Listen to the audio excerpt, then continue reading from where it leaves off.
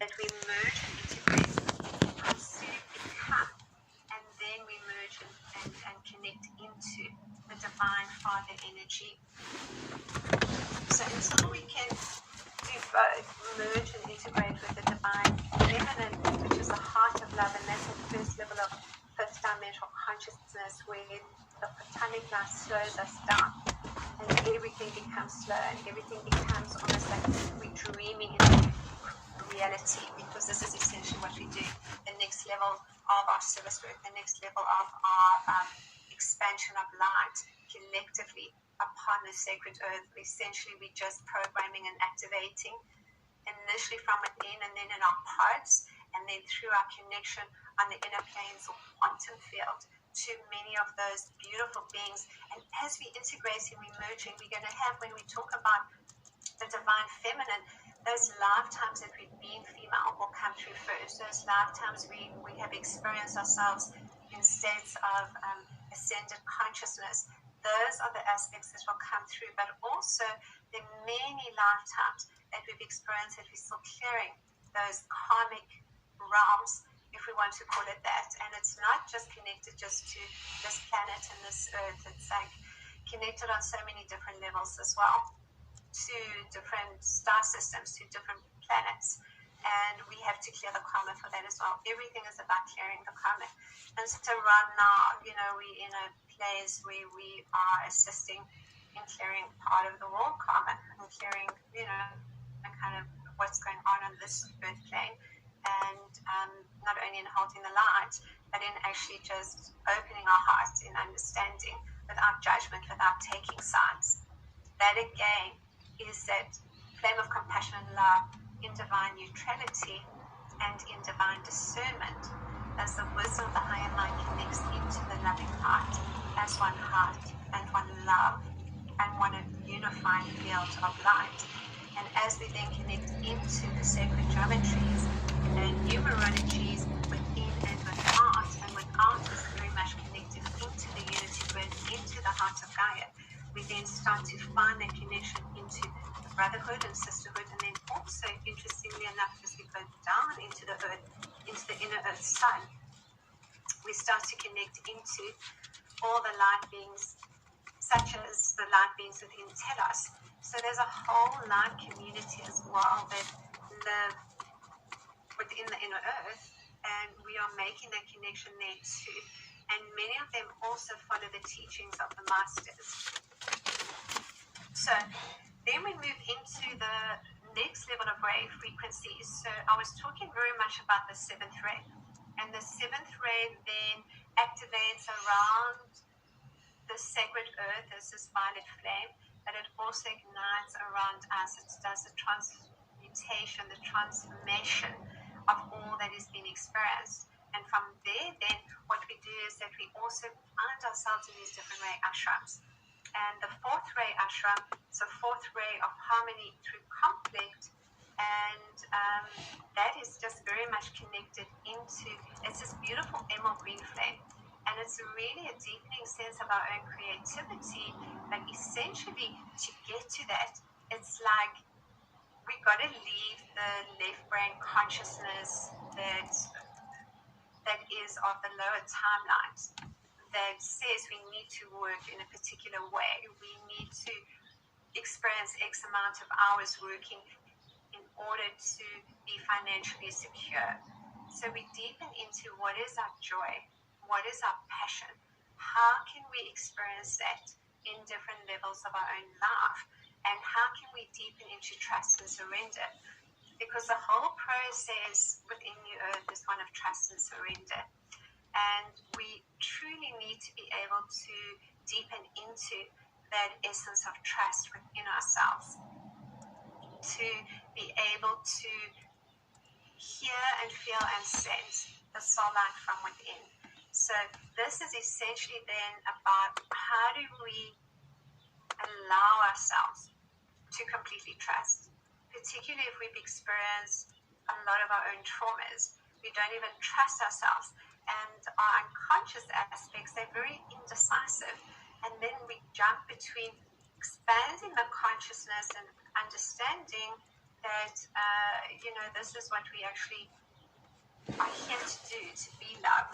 We understand it intellectually, and we're still working with expanding the heart, but because the cellular memories are still there and the trauma of that is still quite strong, what we do is we move back into survival.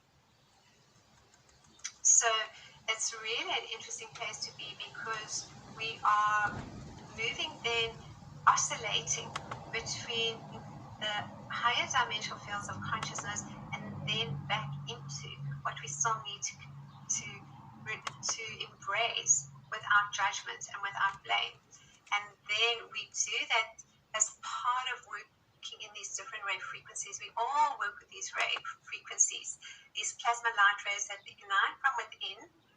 It's perceived sort of within that golden sun that ignites within the loving heart, within the heart and thymus chakras.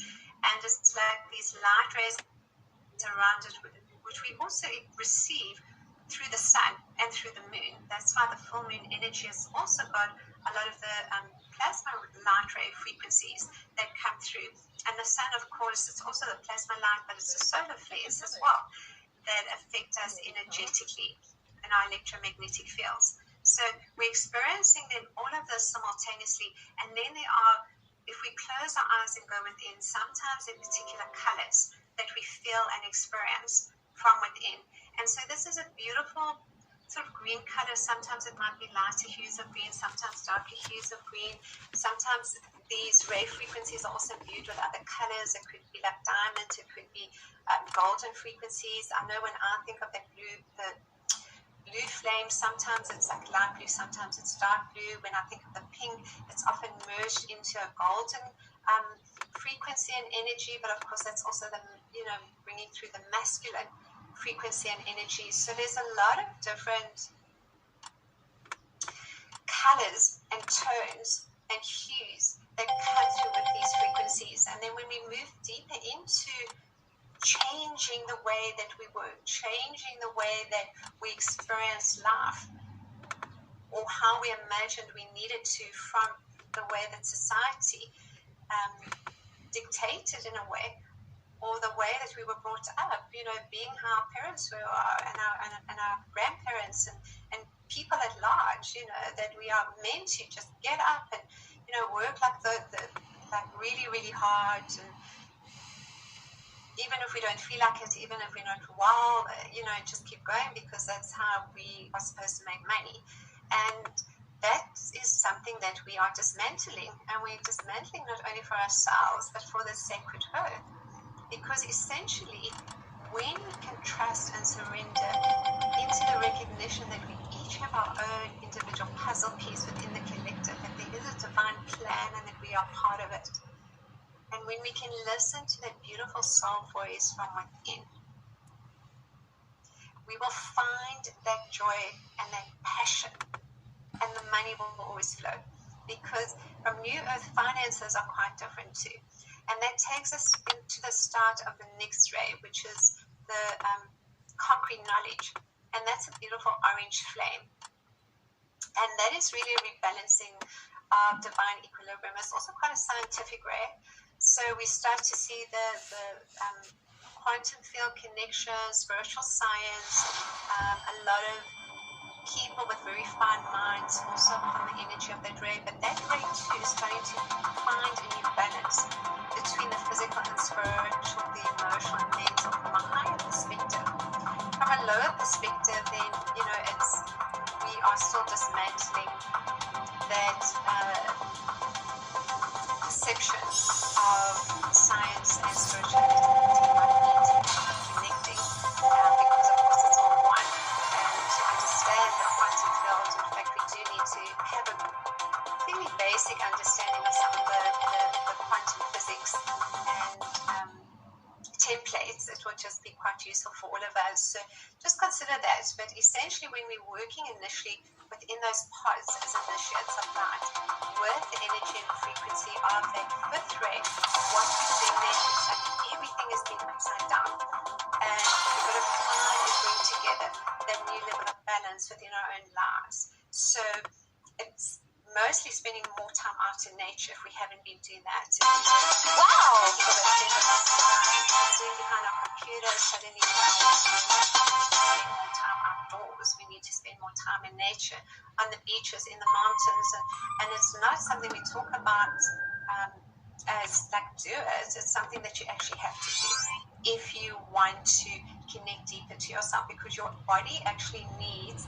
not only the energetic frequencies, but it takes us into the pulse and rhythm of the collective consciousness of light that we also call the I am avatar consciousness of light. So that I am avatar consciousness of light is the collective higher light of all awakening and awakened souls upon the sacred earth. And we are all part of that. So all of us are coming together, but we're experiencing our own individual puzzle pieces within the collective, but we also have the collective frequency that we hold, such as we've been talking about right now, holding that flame of compassion and love that's igniting around the sacred earth at this time. And of course, it's going within to release our own grief, to release our own judgment, to release our own blame as we embody the divine feminine, connect to the divine Father. And then the birthing, that flame of that looks like an inner sun, that looks like if you're looking through the sun, through the trees, or even in your photos, you'll see a lot of those light rays.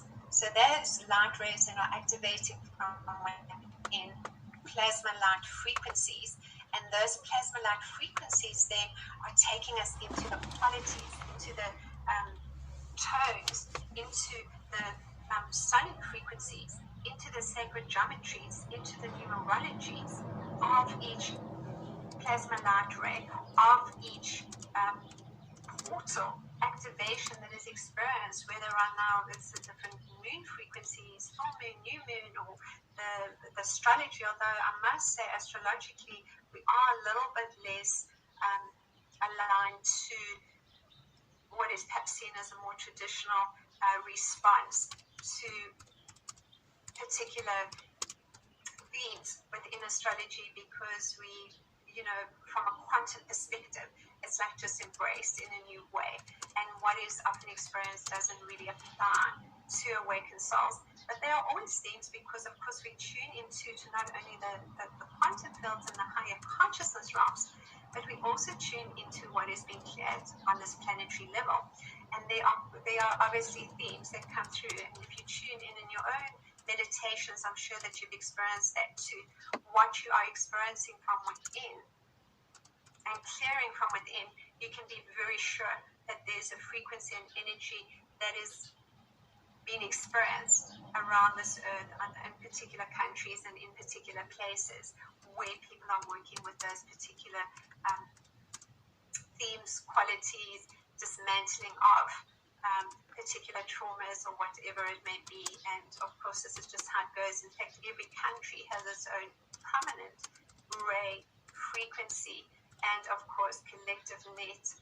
We talk about that as etheric net of unconsciousness too, that plays out over and over particular old patterns and beliefs, that we just dismantle that through our own frequency and energy as the light of God that we are.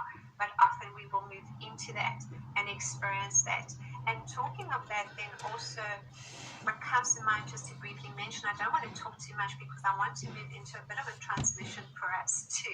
But I wanted to move through the first 7 rays, some of the understanding of that, and then I'll take us into a transmission, and then I will also offer us the opportunity to connect a little bit deeper for those that may like to, and do a few readings. So one of the things then also, and I know for me too in my early years in working with, all these beautiful frequencies and energies, is that we call in, let's talk about that flame of Archangel Michael, that beautiful blue flame, and we can use it to the shields of light and the sword of truth, and such beautiful imagery.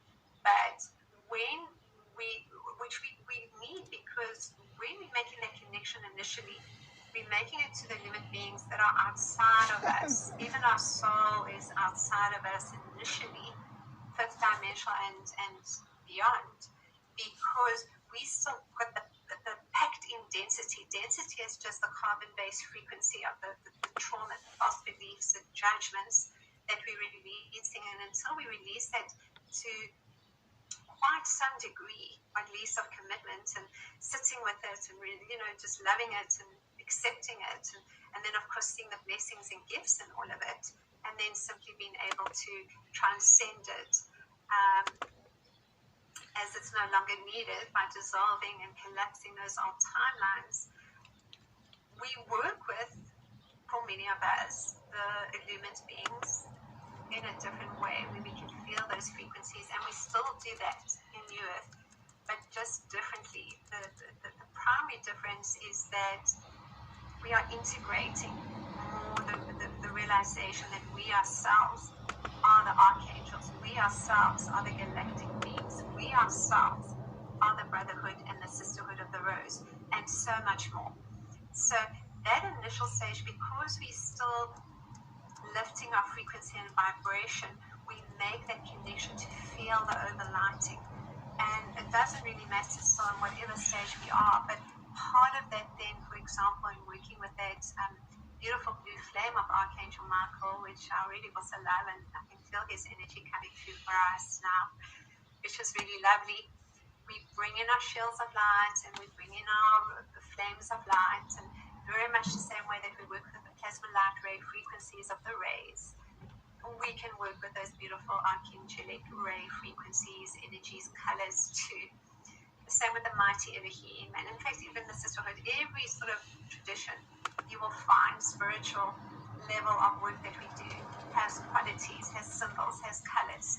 So it doesn't really matter what level that we're working with there. There's always so much to just appreciate and marinate within, which is quite an interesting word too. We go through things talking a lot about healing, forgiveness, protection.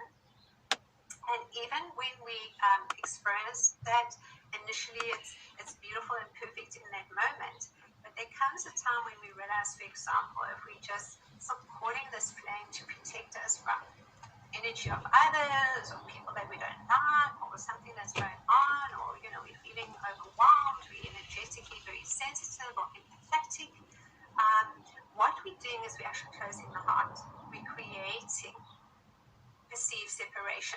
We're creating still that lesser than and better than consciousness, which is really part of the energy of the lower qualities to the third ray. So what I didn't mention is that every ray frequency has a higher qualities than it has lower qualities. So the energy of that ray, the ray frequencies that we're integrating, we obviously have to go within and dismantle the old earth templates of the lower qualities too.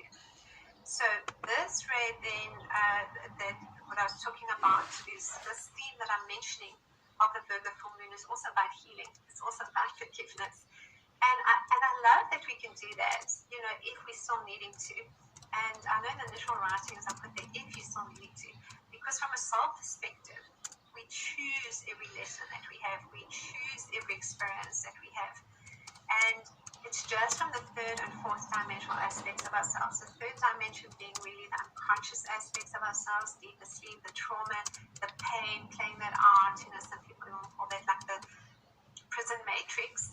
And then the fourth dimension, we're waking up, we're making that connection to our beloved I am presence, where we put our beloved I am presence, our higher selves, our soul light. It's all the same. It's source light, photonic light. It's just embodied as we move from that carbon-based density into the crystalline consciousness, where even the subatomic particles start to spin in that increased light frequency, and crystals are created, and we move into different light body stages. But I want to just not go off in too much of a tangent and come back to how we integrate the rays and the energies is in sovereignty and the recognition of ourselves as the light of God, where we shift the consciousness to knowing that we're holding the field, that we're creating that, and that, for example, our own energy is simply expanding. Part of what is being created too is our Merkaba fields of light. So in the system of energy that I've experienced and worked with for many years, I've worked with a Merkaba field of light of 54 feet in diameter once fully activated. But I've spoken to a few people that I know also, very conscious and aware, and they say that their Merkaba fields extend 30, 40 feet.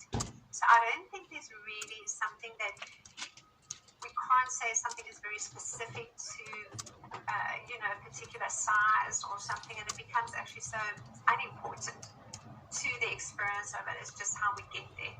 And then we don't compare on our journeys, but as our energy is expanding, and we are then also shifting dimensionally through initially the star tetrahedral shape that creates the Merkaba field.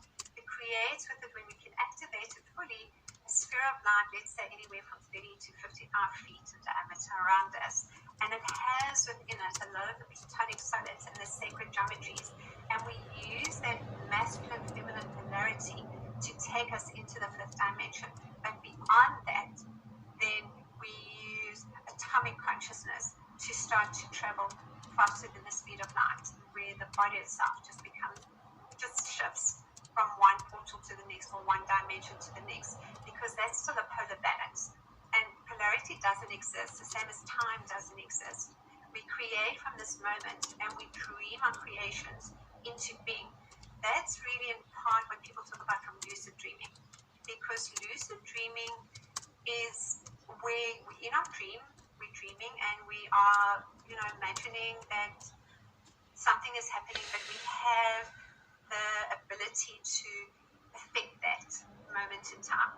So what we are doing, what people do when they're lucid dreaming and they're affecting their reality at that level of sleep, we are doing fully awake and fully aware, because everything is like a dream state. It's a very fluid, dreamy-like state where you feel like you don't really want to do much. I can't certainly speak for a lot of other people, but I know for me it's like takes a lot of effort, and a lot of it is also going off and doing grid work and gatekeeper work, and things are going on, and the quantum level of a lot of it, and sometimes there's energy and sometimes there isn't, and sometimes the body wants this type of food and sometimes it doesn't want anything, but we have to listen.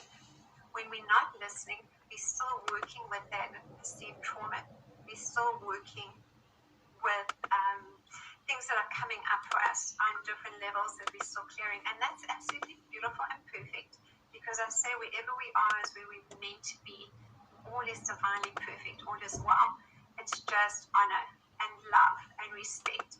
And remembering that, every time we just have some sort of interaction with another, even no matter where we are and what we're feeling, we can be respectful, we can be loving, we can be kind, we can be sharing. We can give of ourselves in different ways. So the protection is part of that early part of our awakening, when we're feeling and sensing still the overlighting, beautiful overlighting. I loved it, and I still do. It's just a different sense of connection, the spiritual hierarchy, connection with this, into the recognition that we're actually part of that spiritual hierarchy. And we don't need to bring in protection. And the same with forgiveness. In that initial stage, I still feel it's so beautiful and so important, because it's like we saying it and expressing it. So as much as we say to ourselves, I love you, and that's such a very important part of our work of acceptance of self, because so many of us as energetically sensitive souls have been made to feel unloved, or rather we just chose the families where they couldn't see, appreciate, or understand us, although they did the best they could. But often in our own experiences, to know ourselves as love, we've gone through very deep trauma, and we felt at moments of being unloved, unseen, unheard, unwanted, just playing out so much of that unconscious aspect to become more conscious and to awake and to shift and to change. So that initial stage then does call for healing. That initial stage does call for forgiveness. And I feel it's really just an important aspect of all that we're doing, is that we just love it. We just love those sub-personality aspects of ourselves, and we just bring it into our loving hearts and just appreciate ourselves as much as we can, and just accept all that is. And just keep loving, just bringing into our hearts, welcome anger, welcome sadness, I love you, I love you, I love you. And then we will, when we step more into that divine neutrality, when we step into that loving heart, that fifth dimensional 0 point, we recognize that every single experience we've had, every single lesson was chosen by us as the soul. We are the soul. To awaken, to remember, to know truly all is love. That all is love. That we are love. That you are love. That we are loved and celebrated and appreciated. Alright, so I'm going to very briefly move into ray 6, which is the ray of devotion and idealism, and that is a beautiful indigo flame of light, and that really, it's also an interesting story that comes to mind to share.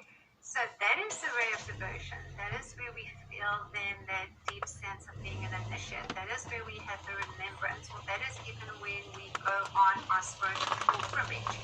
So we're waking up and we're experiencing a lot of things, and if we can, we might be traveling to different places, countries, or even just doing different workshops or different teachings, because all of it is just a remembrance. It's like what's resonating with us, what's not resonating with us. And what's interesting there is that for many, many people, no matter spiritual or even religious people, one of the first energies and frequencies we tap into there is Jesus the Christ. So that is the inner Christ starting to activate. But for some, then they perceive or recognizing Jesus as God, rather than recognizing it's like part of that energy that we're integrating within ourselves into our own inner Christ. And then we will find timelines too if we integrate it for a while and allow that flow, which is also activating and the purity and innocence within, because that's our soul light. So our soul light is our Christed light. But it's also the timelines that we've been in the initiate of light. And then also timelines that will come up. There's timelines of being of the Buddha, of deep reverence for the Buddha, of maybe even going into the Buddhist teachings a little bit, into the Zen teachings, or